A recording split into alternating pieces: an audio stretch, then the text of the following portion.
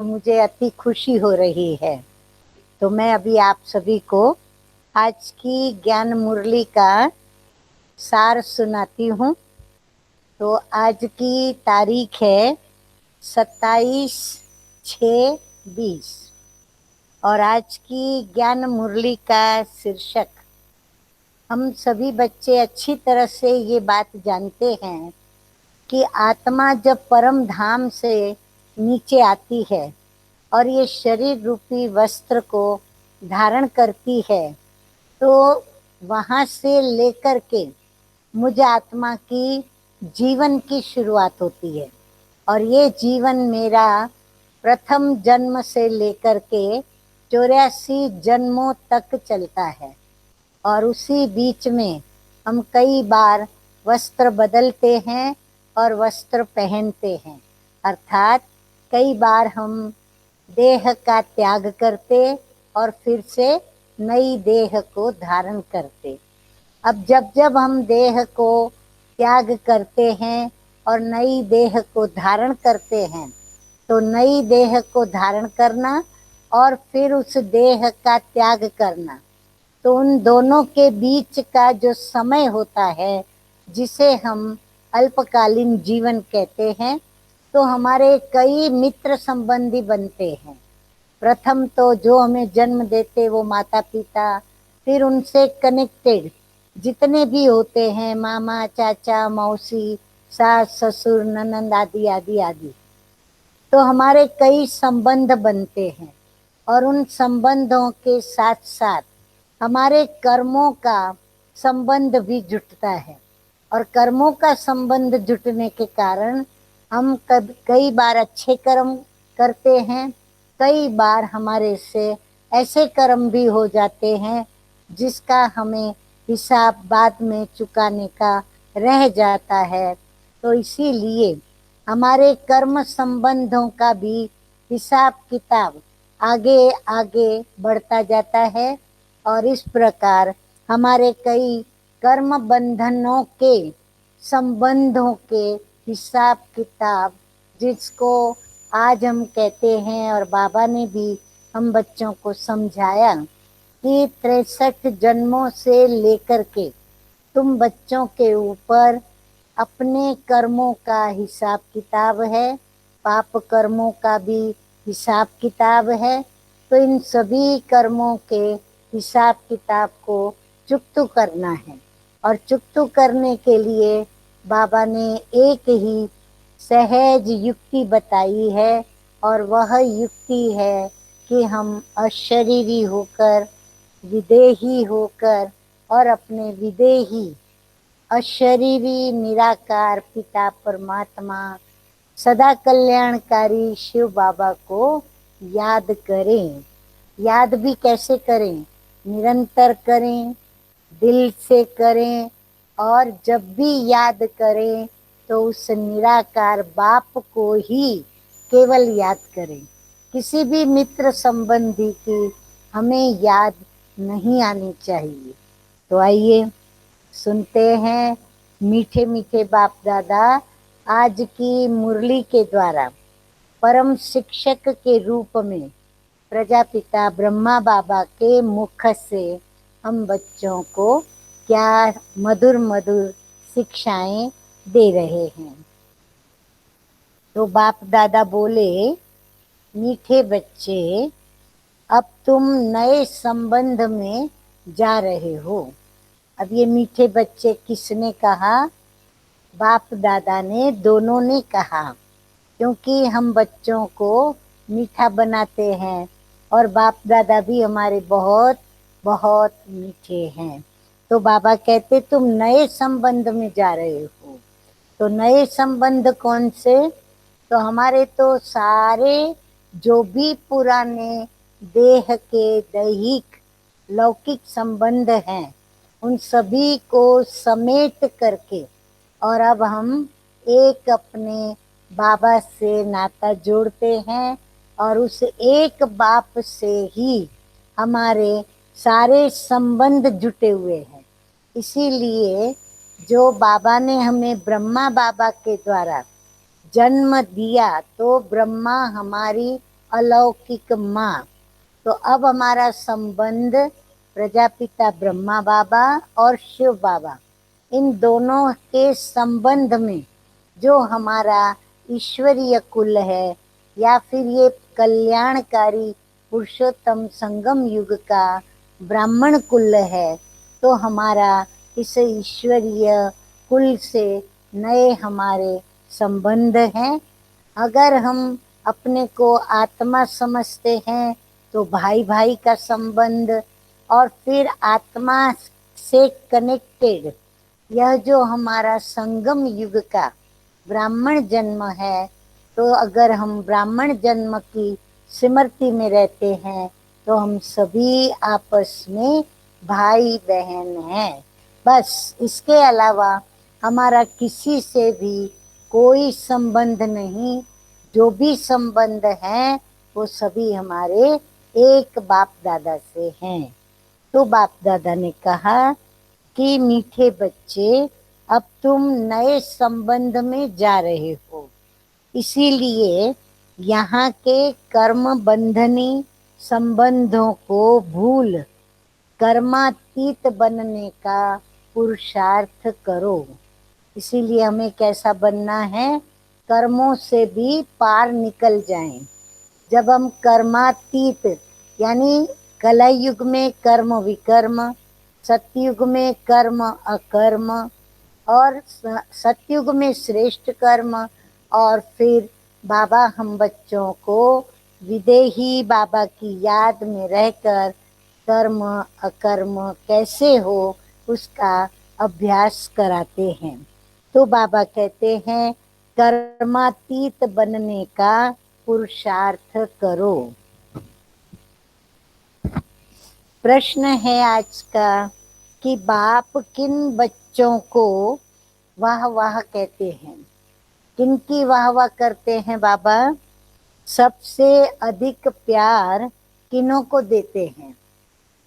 क्या जवाब है? हर एक अपना अपना जवाब सूक्ष्म में बाबा को देवे, पर हम बाबा का उत्तर सुनेंगे। तो बाबा ने कहा कि बाबा गरीब बच्चों की वाह वाह करते हैं।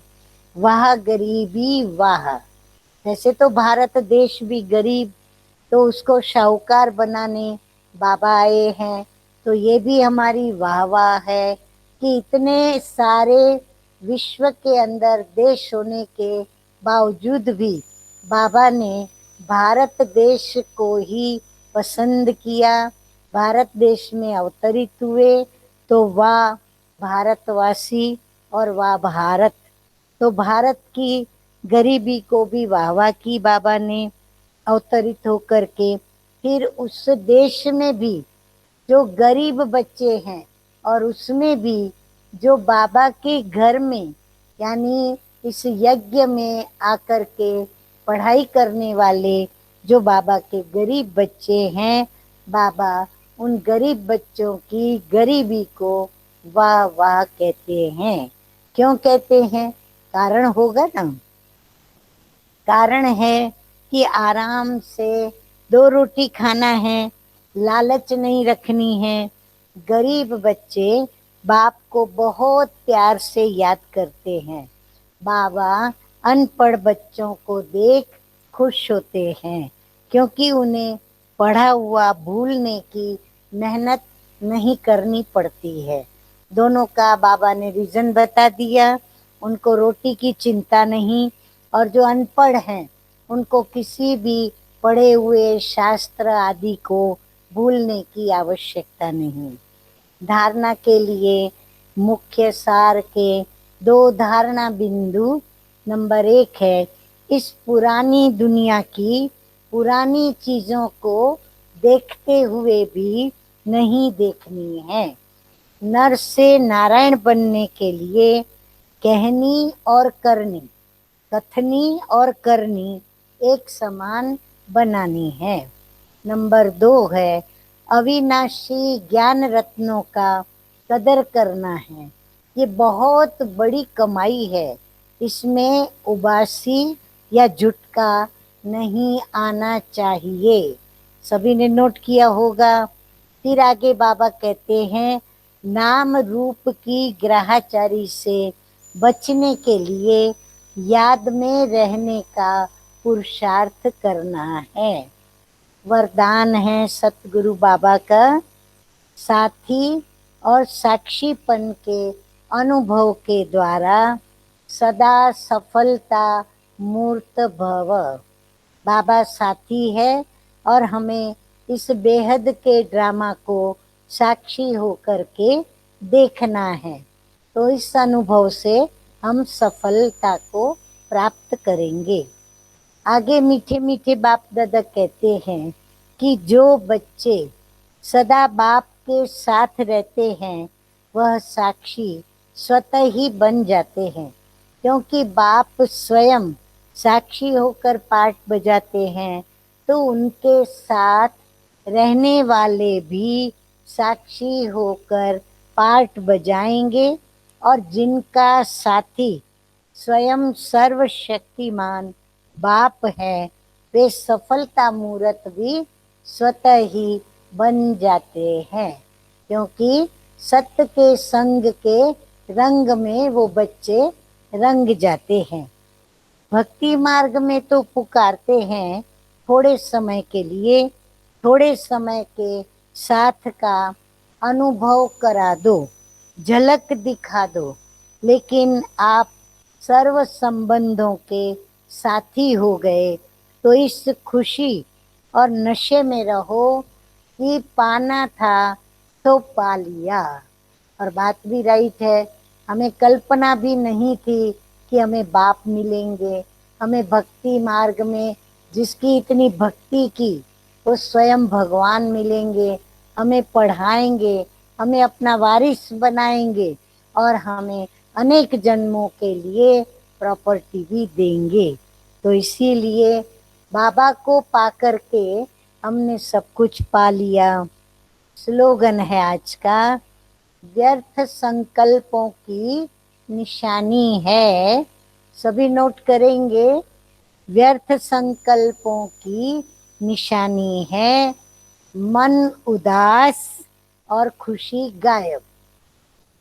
अब कारण तो बहुत सारे हैं, मन की उदासी के भी बहुत सारे कारण, बीती हुई बातों को याद रखना मुख्य कारण। और खुशी भी गायब तब होती है जब होने वाली घटनाओं को, जो कि नकारात्मक और दुखद घटनाएं, वो सारी घटनाएं याद करने से भी खुशी गायब हो जाती है। परंतु मुख्य कारण श्रीमत का जब जब सूक्ष्म में चाहे स्थूल में उल्लंघन होता है तो ये दोनों बातें प्रवेश कर जाती हैं, उदासी और नाखुशी। अच्छा, मीठे मीठे सिकिलदे बच्चों प्रति माता पिता बाप दादा का याद प्यार और गुड मॉर्निंग। रूहानी बाप की रूहानी बच्चों को नमस्ते। हम रूहानी बच्चों का रूहानी बाप दादा को याद प्यार, गुड मॉर्निंग और नमस्ते नमस्ते। तो ये थी आज की ज्ञान मुरली। मीठे मीठे बाप दादा ने हम बच्चों को इतनी अच्छी अच्छी बातें आज बताई, परंतु रोज बताते रहते हैं। लक्ष्य भी रोज याद कराते हैं, क्योंकि लक्ष्य से ही लक्षण आते हैं। तो जितना लक्ष्य निरंतर हमारी आँखों के सामने रहेगा उतने हमारे अंदर लक्षण भी प्रतिपल धारण होते जाएंगे और हमारे कुलक्षण मिटते चले जाएंगे।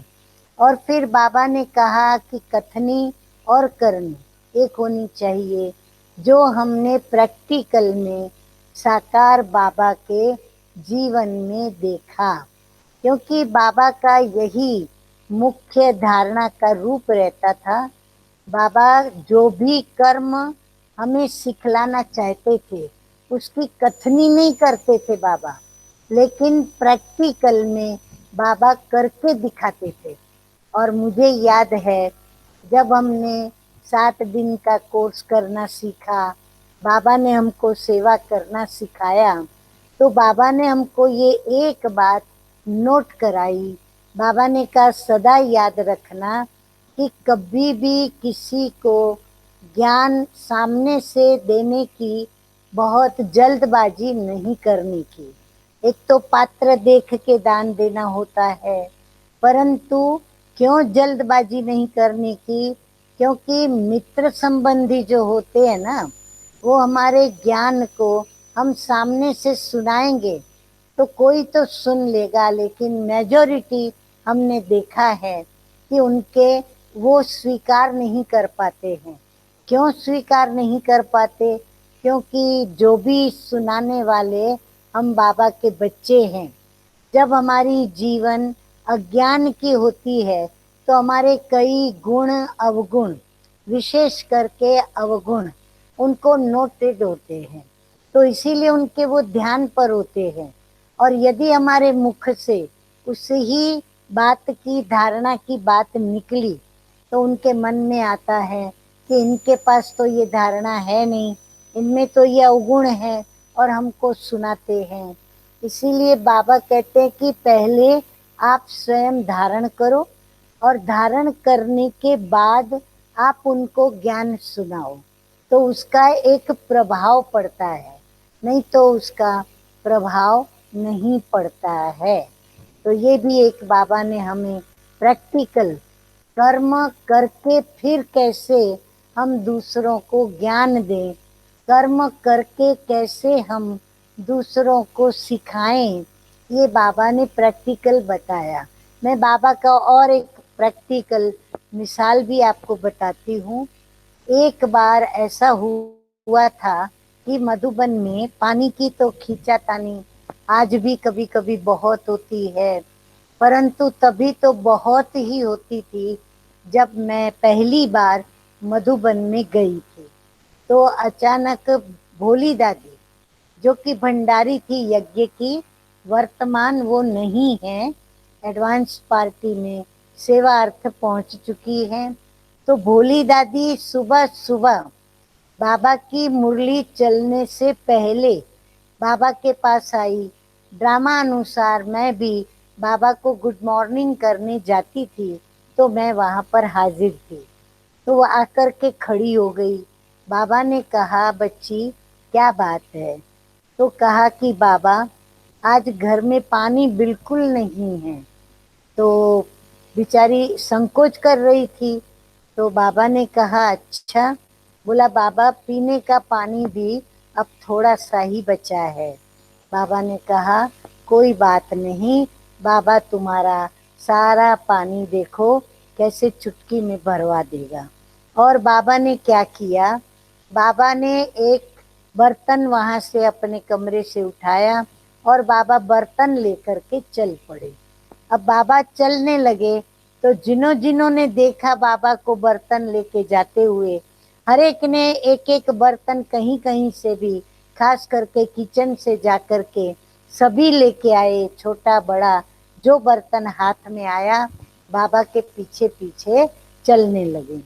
तब जा कर के पहुंचे, जो आप लोगों को पता होगा, मधुबन का जो किचन, वहाँ का नीचे का जो गेट है जहाँ फोटोग्राफर रमेश भाई की ऑफिस है, वहाँ जो नीचे गेट जाता है, उस गेट से थोड़ा आगे जाते हैं तो वहाँ एक कुआं था।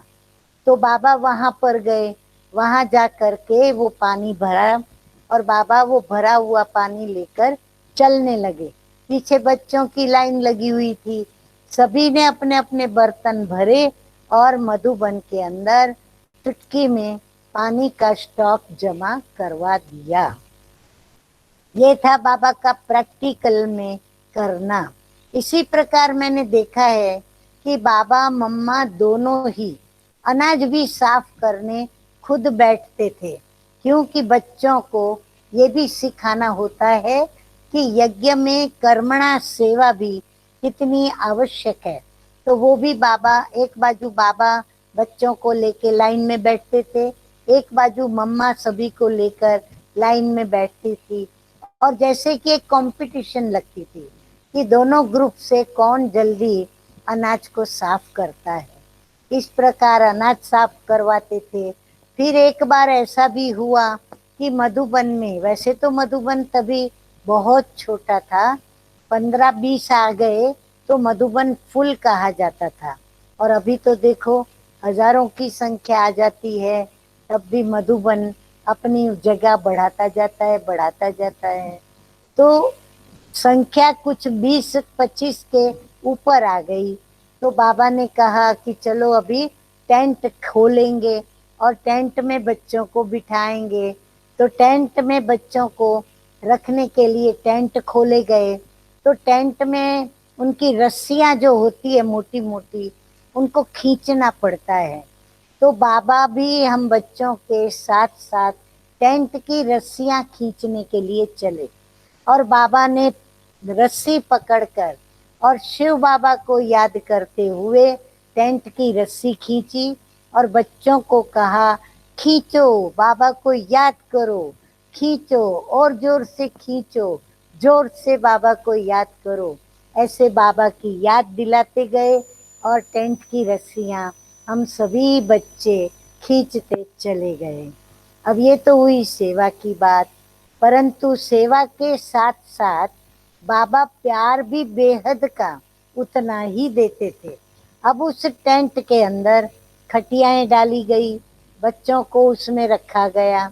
परंतु आपको पता है कि माउंट आबू में मौसम बड़ा चेंज होता है। तो कुछ बारिश के दिन नजदीक आ रहे थे, अचानक बारिश आई। बारिश आई तो पूरा टेंट गीला हुआ, टेंट से पानी कुछ अंदर भी जाने लगा। तो जो बच्चे रात्रि को सोए थे, वो सारे बच्चे जहां जहां टेंट में पानी पड़ रहा था, वो उठकर खड़े हो गए और अपने अपने जहां बिस्तरों पर पानी नहीं आ रहा था वहां योग करने बैठ गए। कहीं दो भी बैठे, कहीं सिंगल बैठे, तो सभी बैठ गए। अब यहाँ बाबा की नींद फिट गई। वैसे भी बाबा तो 2 बजे उठ ही जाते थे, पूरे विश्व को सकाश देने के लिए, अपने बच्चों को भी सकाश देने के लिए, बच्चों को मदद करने के लिए। तो बाबा की नींद फिटी। बाबा सोचने लगे कि बच्चों की क्या हालत होगी, बच्चे टेंट में हैं। तो बाबा उठकर खड़े हो गए और कुदरती मेरा रूम नजदीक होने के कारण मुझे ये पता चला कि बाबा कहीं उठ करके जा रहे हैं। तो मैं भी बाबा के साथ चल पड़ी और भी 2-4 बच्चे चल पड़े। तो वहां जा कर के बाबा टेंट के द्वार पर खड़े हो गए। मैं तो दृश्य देखकर स्तब्ध हो गई। बाबा ने भी देखा, बाबा 2 मिनट के लिए रुक गए, क्योंकि सारे बच्चे बाबा की याद में अपनी योगावस्था स्थिति में बैठे हुए बाबा को याद कर रहे थे। बाबा को इतना प्यार आया बच्चों के ऊपर। बाबा ने सभी बच्चों को कहा, चलो बच्चे आ जाओ बाबा के पास। बाबा के कमरे में सभी बच्चों को बाबा ने बुला लिया। वो बच्चे आकर के बाबा के कमरे में बैठे। तो बाबा ने क्या किया, भोली दादी को बुलाया और बोला, बच्चे देखो इतनी बारिश में उनको ठंड लग रही थी, बाबा को याद कर रहे थे, तुम इनके लिए गरम गरम हलवा बनाओ। और भोली दादी ने भी तुरंत जी हाँ करते हुए गरम गरम हलवा बनाया। और बाबा तब तक बच्चों को ज्ञान की मीठी मीठी लोरी सुनाने लगे। और फिर हलवा बन के आया तो बाबा के कमरे में ही सभी को हलवा दिया गया। बाबा बच्चों को हलवा खाते देख बच्चों के ऊपर इतना नैनों से प्यार बरसाते रहे, क्योंकि बच्चे बाबा की याद में कैसे बैठे थे। तो ये बेहद बाबा का प्यार। ऐसे ही बाबा का माताओं के प्रति भी बहुत प्यार था। माताएं सभी सुनती हो ना। तो बाबा ने, मैं पार्टी लेकर जब पहली बार मधुबन में गई, जब घाटकोपर सेवा केंद्र खुला वहाँ सेवाएं हुई और सेवाएं होने के पश्चात ये आप दृश्य देख रहे हो। पहली बार मैं पार्टी लेकर बाबा के पास गई हूँ, बाबा के पास मैं खड़ी हूँ और बाबा के पास मेरी लौकिक माँ भी खड़ी है। तो हम जब बाबा के पास गए तो सबसे बड़ी पार्टी 60 या 70 की पार्टी थी। तो बाबा भी बड़े खुश थे कि मेरी नन्ही बच्ची बहुत बड़ी पार्टी लेकर के आई है। तो पार्टी में हमारे एक माता ऐसी थी, तो हम जब भी बाबा से मिलने के लिए बैठे तो बाबा ने अचानक उन माताओं का परिचय लेने के पश्चात दृष्टि देने लगे। दृष्टि देते देते जब उस माता को दृष्टि दी तो बाबा उनके एकदम पैरों को पकड़ लिया। वो माता बिचारी अचानक बाबा की ये हरकत देखकर हैरान हो गई और वो एकदम कहे, बाबा नहीं नहीं बाबा, आप ये क्या कर रहे हो। बाबा ने कहा, नहीं बच्ची, शांत हो जाओ। बच्ची, तुमने बहुत बाबा की भगवान की भक्ति की है ना, बहुत धक्के खाए हैं तुमने भक्ति मार्ग में, कहाँ कहाँ तुम भटकी हो, इसीलिए अभी भगवान आए हैं तो तुम भक्तियों के पैर दबाने के लिए। तो इस प्रकार बाबा माताओं के पैर दबाते मैंने प्रैक्टिकल में नजरों से देखा। और फिर मधुबन में जो अपना हिस्ट्री हॉल है ना, तो हिस्ट्री हॉल के अंदर बाबा जब आते थे तो बाबा की चाखड़ियाँ खड़ाऊ, उनकी आवाज एक अपनी होती थी सुरीली। तो जब बाबा आते थे तो हम समझ जाते थे कि अब बाबा आए हैं। तो बाबा आकर के हॉल में दरवाजे के पास अपने हिस्ट्री हॉल, ये हिस्ट्री हॉल तभी बन रहा था, तो हिस्ट्री हॉल के पहले गेट के पास हम माताएं, वहां पर माताएं बहनें कन्याएं बैठती थी। तो बाबा वहां पर आकर के खड़े हो गए और दूसरी तरफ भाई लोग बैठते थे। तो बाबा ने आकर के पहले दृष्टि दी माताओं को, फिर बाबा ने ऐसे हाथ जोड़ा और माताओं को वंदना की। सुनती है माताएं, नशा चढ़ता है, किसने वंदना की। स्वयं परम पिता परमात्मा शिव बाबा, विश्व का मालिक और फिर विश्व रचयिता प्रजापिता ब्रह्मा बाबा, जो हम ब्राह्मणों की माँ। तो बाबा ने उनके द्वारा हम माताओं कन्याओं बहनों को वंदे मातरम कहकर और उनको वंदना की। तो इस प्रकार बाबा की ये निर्माणता हृदय को एकदम छू गई। क्योंकि जो बड़े बड़े गुरु ऋषि मुनि, कईयों को, सभी नहीं होते ऐसे, परंतु कईयों को ये रहता है कि हमारे चरण छुए, चरण छूने वालों को ही आशीर्वाद देते थे, नहीं तो नाराज हो जाते। तो इस प्रकार बाबा के अंदर देखा। अब मैं कुछ मम्मा की बातें भी आपको सुनाऊं। अब हमारी मम्मा जो कि मातेश्वरी सरस्वती, वो मातेश्वरी सरस्वती की तो मैं क्या महिमा करूं। मेरा लौकिक जन्म तो भले हुआ, परंतु मेरा अलौकिक जन्म भी मम्मा के द्वारा हुआ। मैं प्रथम मम्मा से मिली और जब मैं मम्मा से मिली तो सचमुच मैं कहूँ तो मैं मम्मा के पीछे जैसे कि आकर्षण में इतनी आकर्षित हो गई कि फिर मैं मम्मा की मुरली सुनने, मम्मा तभी मुंबई में आई थी, रोज मुरली सुनाती थी, मैं कंटिन्यू मम्मा की मुरली सुनने जाती रही। क्योंकि मम्मा का जितना आंतरिक रूप सुंदर था, वो जो जगतम्बा थी, सरस्वती थी, श्री लक्ष्मी थी, श्री अम्बा, बहुचरा, वैष्णो देवी, जो भी देवियां हैं, उन सभी देवियों की ये जो सेनानी माँ सरस्वती जगतम्बा, तो उनका अंदर का स्वरूप तो था ही ऊंचे ते ऊंचा पूज्य, परंतु मम्मा का जो बाहर का रूप भी जो था वो भी कहते नहीं बनता। इतनी गोरी मम्मा, इतने सुंदर मम्मा के, मम्मा की आंखें, इतना चेहरे पर पवित्रता का तेज, इतनी सादगी, इतने मधुर बा मम्मा के बहना यानी वाणी, जैसे मधुर कोई वीणा बजती हो। मम्मा हंसती थी तो भी एक वीणा की झनकार बजती थी। तो ये मम्मा का चित्र जो मैंने अभी अभी 2 दिन पहले बनाया मम्मा की स्मृति में, तो मम्मा को देखते हुए मैं इतनी मम्मा के पीछे जैसे कि एक दीवानी हो गई। और मेरा जन्म हुआ, मैं 3 मास रेगुलर मम्मा की मुरली सुनी, और फिर मेरे हृदय में पिताजी के लिए यानी बाबा के लिए, ब्रह्मा बाबा जिसमें शिव बाबा ने, परम पिता परमात्मा ने प्रवेश किया, तो उनके लिए मेरे हृदय में बहुत भावना।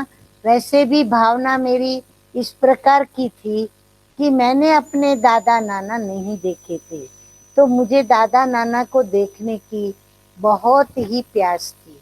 प्यास का कारण एक यह भी था कि लौकिक माँ के पिताजी जो थे वो राज दरबार के राज ज्योतिष और राजगुरु होने के कारण लौकिक माँ के संस्कारों में बड़ी रॉयल्टी थी। उनके स्वभाव के अंदर सारी राजाई के लक्षण दिखते थे। उनकी बातें जो राजाई की सुनी तो मुझे आता था कि हमारा नसीब वो नहीं रहा कि हम नाना को देखें, दादा को देखें। तो हम मम्मा को जब मैंने देखा तो मुझे एकदम माँ को देखते हुए ऐसा प्यार आया।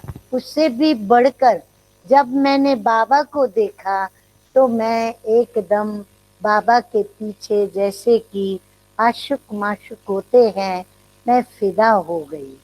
और मैं बाबा से जब पहली बार देखा कि बाबा बूढ़े हैं, बहुत गोरे हैं, लंबे हैं, जैसे ही बाबा ने मुझे दृष्टि दी, मेरी वो जो प्यास थी वो एकदम अंदर से बाहर निकली, और मैं कभी बाबा की गोद में पड़ गई और मैं रोने लगी, बाबा को मार के पूछने लगी कि आप मुझे छोड़कर कहाँ चले गए थे, आपने मुझे क्यों बुलाया नहीं। ऐसे करके मैं बोलती जाऊं, बाबा के सीने पर मुट्ठियों के बल से मारती जाऊं और रोती जाऊं। तो बाबा ने मुझे बहुत प्यार दिया। माथे पर पीठ पर हाथ फेरते हुए बाबा ने कहा, शांत हो जाओ, शांत हो जाओ, अभी तो बाबा ने बुला लिया ना, बुला लिया ना मीठी बच्ची, आ गई ना बाबा के पास। फिर मैं शांत हुई।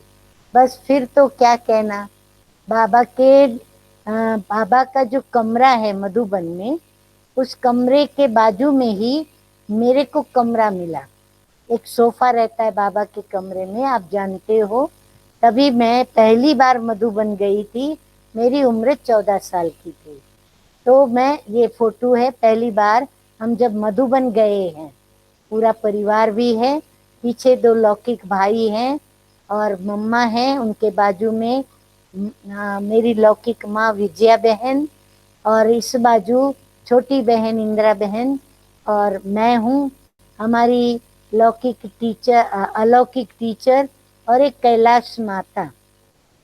इस प्रकार हम मधुबन में थे।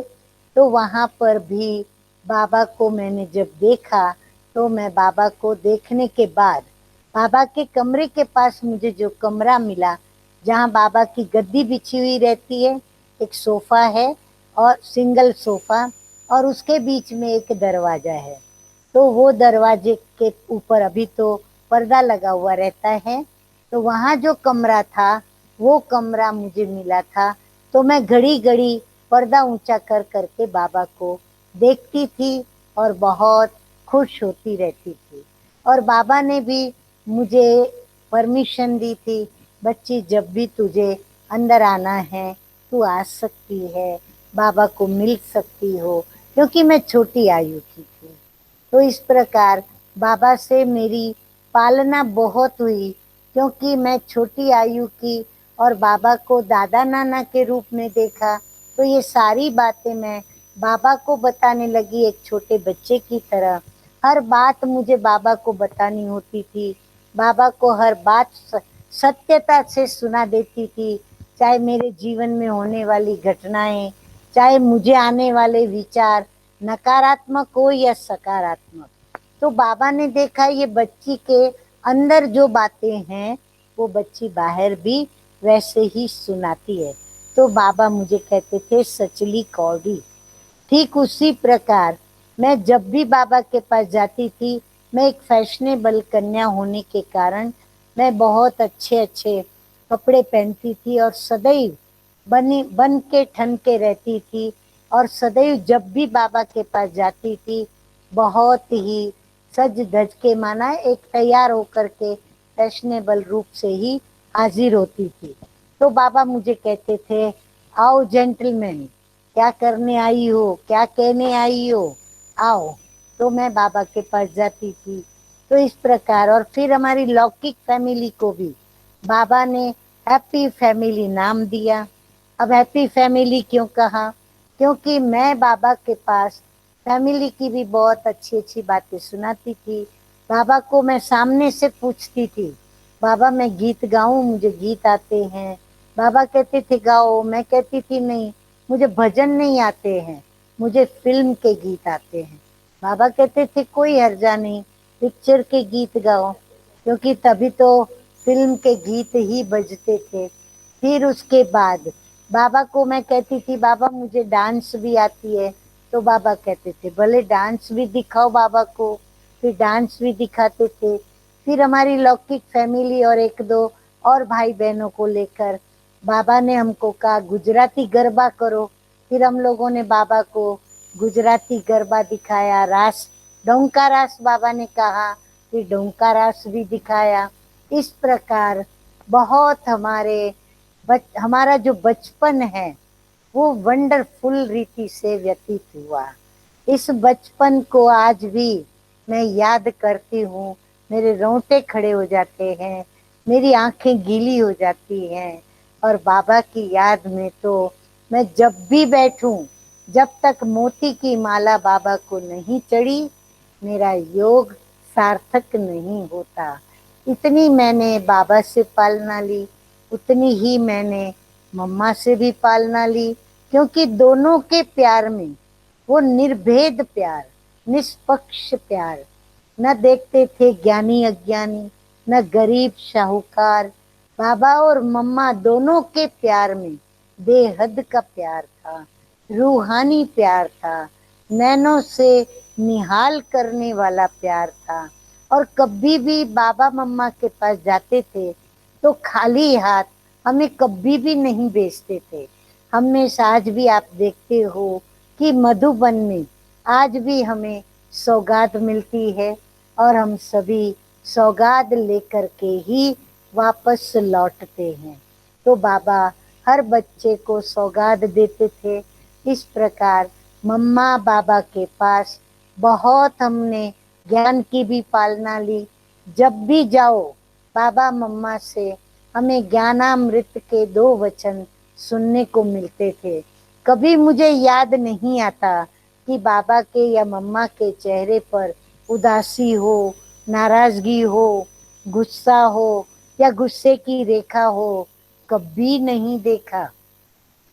और कभी बाबा मम्मा को हमने ऐसे रूप में नहीं देखा जो हम ये कहें कि आज तो बाबा कुछ ठीक नजर नहीं आ रहे थे। मम्मा भी 2 बजे उठ के तपस्या करती थी, अपने में बल भरती थी, वाइब्रेशंस देती थी, और बाबा भी देते थे। फिर घाटकोपर सेंटर का उद्घाटन तीनों बाप ने किया। पारलौकिक पिता, साकार में अलौकिक ब्रह्मा बाबा और साकार में काकू भाई लौकिक पिता, तीनों ने आकर उद्घाटन किया। और इस उद्घाटन के किए हुए सेंटर पर मुझे गर्व भी है, गौरव भी है, क्योंकि एकमात्र सेंटर है जो पूरे विश्व के अंदर बाप दादा का प्रैक्टिकल उद्घाटन किया हुआ केंद्र है। तो ये जो फोटो दिखाया कार का, वो बाप दादा घाटकोपर सेंटर का उद्घाटन करने आए थे तब का है। फिर सारी दीदियां दादियां, कोई भी दादी दीदी मिस नहीं जो घाटकों पर सेवा केंद्र पर ना आई हो और ना रुकी हो। तो ये आपको दिखा रहे हैं। और हमारी जो इंचार्ज थी, ये भी हमारा बहुत अहो सौभाग्य था। बाबा के बाजू में खड़ी है ब्रिजेंद्रा दीदी, जो कि बाबा के लौकिक बेटे की पत्नी है और बहू है। तो वो हमारी निमित्त मुंबई के अंदर सायन सेवा केंद्र पर स्थित सेवा केंद्र की इंचार्ज थी, निमित्त थी। बाजू में काकू भाई लौकिक पिता भी खड़े हैं और इस तरफ मैं भी खड़ी हूँ। तो इस प्रकार बाबा मम्मा की हमें बहुत पालनाएं मिली। बातें तो इतनी सारी हैं कि मैं मास भर भी आपको सुनाती रहूं तो भी कम पड़े।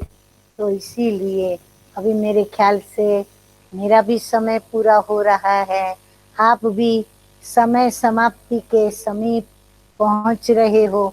ये घाटकों पर सेवा केंद्र पर उद्घाटन के दिन पर लौकिक माँ ध्यान में जाती थी विजय बहन, बाजू में बाबा बैठे हैं और भोग लग रहा है।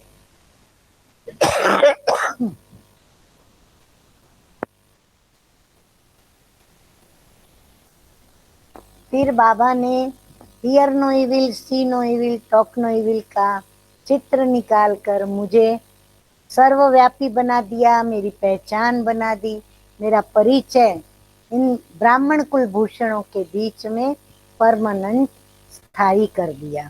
और ये कैलेंडर छपवा कर बाबा ने सभी केंद्रों पर, उस समय के सभी केंद्रों पर और सभी विद्यार्थियों को सौगात के रूप में शिवरात्रि के त्योहार पर दिया। और आज मैं आप सभी के सामने उपस्थित हूँ। अहमदाबाद में भी मैं सेवा करने गई थी, तो हमारी चंद्रिका बहन, वेदांती बहन, उनका पूरा लौकिक परिवार वहाँ पर आता था। वेदांती बहन ने तो बहुत अच्छी एक बात की थी, उस समय पढ़ाई करती थी, कॉलेज में उनको आर्टिकल लिखने का था या एग्जाम के अंदर कुछ लिखना था, तो उन्होंने गीता के भगवान के ऊपर वो आर्टिकल लिखा और उनको बहुत अप्रिशिएट किया गया। तो ये भी बात मुझे उनकी अच्छी तरह से याद है। और बहुत ही दोनों बहनें ज्ञान में भी प्रवीण, धारणाओं में प्रवीण। वो तो आप सभी भी अच्छी तरह जानते हो कि वेदांती बहन हमारी पूरे वेदों शास्त्रों का सार जो है, कैसे आज सार रूप में जो शिव भगवानु वाच सत्य गीता के जो महावाक्य हैं वो सुना करके और सभी को समझाती रहती है। तो जो भी वेदांती बहन और अफ्रीका के कनेक्शन से, सेवा स्थानों से जो भी टीचर्स और भी के भाई बहने आप सभी आए हैं, आपका हार्दिक स्वागत करती हूँ इन वैरायटी फूलों से, जो कि मुंबई के म्युनिसिपल कॉरपोरेशन से जो गार्डन मुंबई को मिले हैं, उसमें एक गार्डन घाटकोपर में भी है। तो ये वहाँ के पुष्प हैं। आप सभी का हार्दिक स्वागत हो। वेदांती बहन स्वीकार करें। Thank you. हम प्यार से आपके फूल को स्वीकार कर रहे हैं। और ये मम्मा की अंगूर, ये अंगूर का गायन क्यों है? क्योंकि जब मम्मा अंतिम शरीर छोड़ रही थी, और तभी पहली पहली बार मधुबन के बगीचे में ये अंगूर निकली थी, इसीलिए ये अंगूर सभी को दी गई। तो आज तक हम मम्मा के दिन पर सभी को अंगूर बांटते हैं और मधुबन से भी प्रतिवर्ष हमारे पास अंगूर आता है, टोलियां आती है। आप सभी भी अवश्य स्वीकार करो। थैंक यू नलिनी दीदी, आपने फूल भी दिए, द्राक्ष भी दी, टोली भी ला रहे हो। हाँ, क्योंकि बिगर टोली के तो हम ब्राह्मणों की बोली नहीं होती, हम मीठे भी नहीं बनते, तो ये टोली लाई है।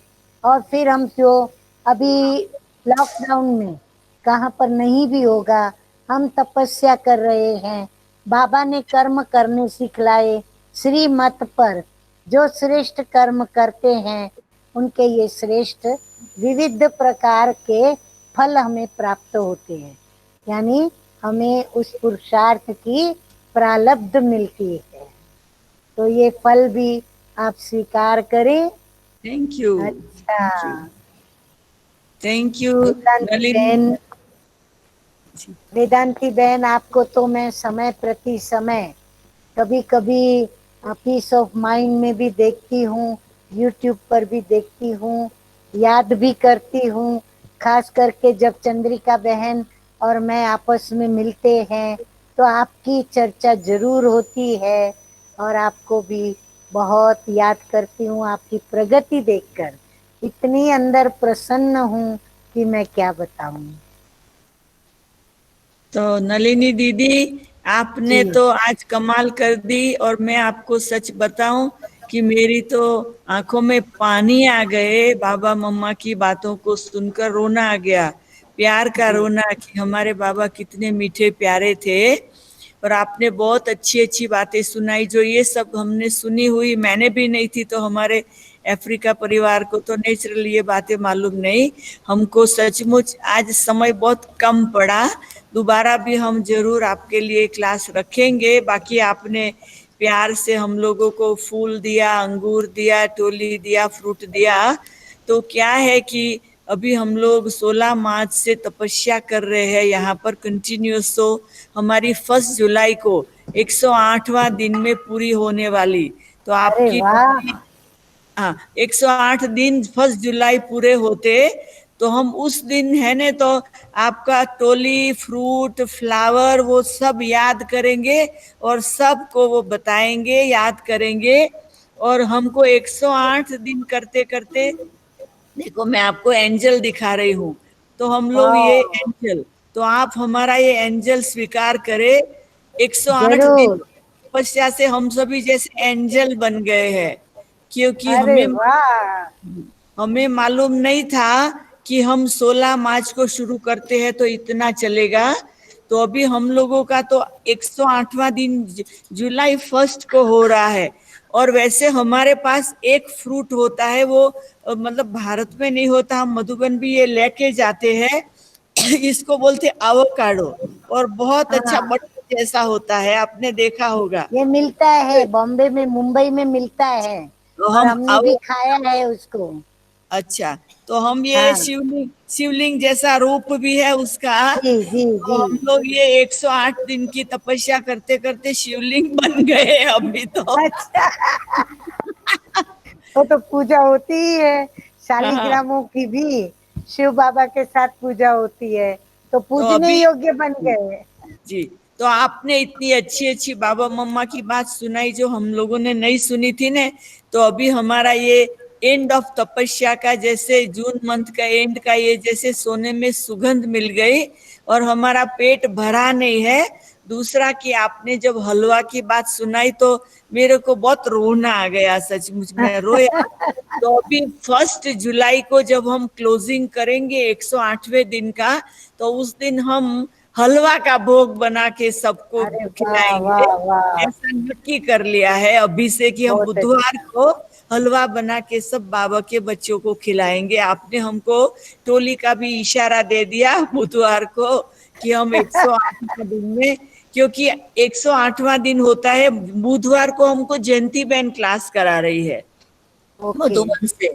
तो दादी ओके। के तरफ से भी हमको ग्रीटिंग मिलेंगे। तो आपने हमको बहुत इंस्पिरेशन दिया, इशारा दिया, प्यार भी दिया। और अभी हम सब ब्राह्मण याद रखेंगे, जब हम अभी आएंगे ना बॉम्बे, जरूर घाटकों पर आएंगे। जरूर, thank you, welcome welcome. Thank you, thank you.